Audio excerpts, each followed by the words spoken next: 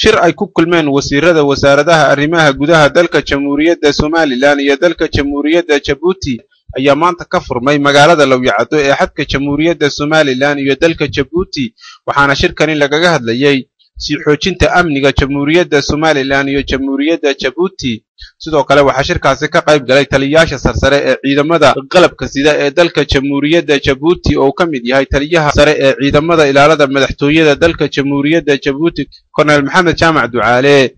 iyo taliyaha ciidanka booliiska dalka Jamhuuriyadda Djibouti Colonel Cabdilaahi Cabdi sidoo kale waxaasna shirkaasi ka qayb galay oo ka mid ahaa wafdigii uu hogaaminayay wasiirka wasaaradda arrimaha gudaha dalka Jamhuuriyadda Somaliland Mudane Cali Maxamed Waran Cadeeb taliyaha guud ee ciidamada booliiska dalka Jamhuuriyadda Somaliland Cabdilaahi Fadal Iimaan waxaana magaalada Lawyacado markii ay soo gaareen wafdigu salaan kaga qaateen ciidamada qalabka sida ee dalka Jamhuuriyadda Somaliland iyagoo ku soo dhaweeyay magaalada Lawyacado gabagabadii iyo gunaanadkii waxaa shirkaasi hadal ka soo jeediyay wasiirka arrimaha gudaha dalka Jamhuuriyadda Somaliland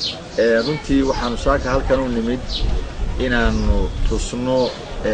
madaxda halkan joogta sida ay uga go'an tahay labada dawladda Somaliland iyo Djibouti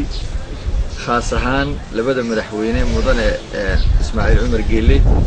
iyo madaxweyne mudane Axmed Maxamed Maxamuud Silaanyo oo ah labada hogaamiye labada dal inay isu soo jiidaan labadan dal sida yuhuunta leh ee wanaagsan ay u wada shaqeynayaan maantana ay bilow noo noqon doonto taariikh cusub ama ahli cusub oo labada ummadood ay ku wada shaqeyn doonaan iyadoo runtii aanu qabno inay yihiin laba dal oo walaalo ah oo laba nin oo walaalnimo xagga ku nool yahay ninna daantan ku nool yahay sida awgeed ay lagama maarmaan tahay inay si toliima ah ama isku soo dhawaansho ah ay u wada shaqeeyaan oo loo fududeeyo wax kasta oo ay u baahan yihiin labada dal isla markaana laga ilaaliyo wax kasta oo ay dhibsanayaan labada dalba runtiina waxaan u soo jeedinayaa mas'uuliyiinta halkan maanta hortayda fadhiya inay qorshaha cusub iyo kuwa dambe oo aan u keeni doono sida u shaqeynayaan haddii la yiraahdo inay fuliyaan oo ay sideeda haddii la yiraahdo u fuliyaan si aynu hore ugu marino dhinaca nabadgelyada dhinaca dhaqaalaha iyo dhinac kasta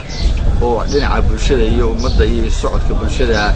ayaan halkan saaka u nimid aad iyo aadna waa idinka mahadcelinaa sida fiican ee aan noo qaabisheen ana runtii halkan la sameyn doonaa maadaama aanu kala seexanay labadooda kala seexdeen in la sameyn doono guddi labada dhinac ka kooban sidoo kale waxaa shirkaasi ka soo qayb galay gudoomiyaha gobolka Carta ee dalka Jamhuuriyadda Djibouti anigoo barasaabka gobolka Salal oo maanta wada joogno barasaabkii gobolka Carta waxaanu ballan qaadaynaa in heshiiskaasi ay soo gaadheen labada wafdi soo gaareen wasiirada arrimaha gudaha ee Jamhuuriyadda Soomaaliya iyo wasiirka arrimaha gudaha Djibouti iyo wafdiga wasiirada inaan sidiisa u fulin doono insha Allah socodkii wadamada si adkaan doono magacayga waxa la yiraahdaa Caqeeyo waa isba la yiraahdaa waa barasaabka gobolka Carta weeyaan maanta waxa sharaf iyo farxad ah inaan walaalkayga ma aragtay barasaabka ma aragtay gobolkan inaan isbarano oo halkaas ku nimaadno taas isku keentay labadii wasiir ma aragtay arrimaha gudaha oo iyaguna wada socdeen halka loogu yimaadaan iyagoo nagu booriyay inaan ma aragtay aan hirgelino heshiisyo door ah oo ma aragtay ay kala saxeexdeen in halka loogu waramay